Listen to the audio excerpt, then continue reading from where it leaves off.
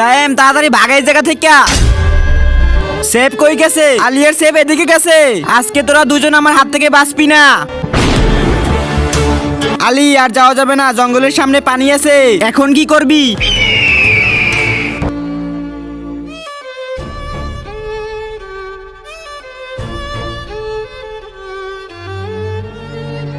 কই চলে গেছে ওরা দুইজন? মাটির ভিতরে হাইন্দে গেছে নাকি আকাশে উড়ে গেছে? তার আগে তুমি কি এক বস্তা টাকাকে ভালোবাসো নাকি তোমার মা বাবাকে?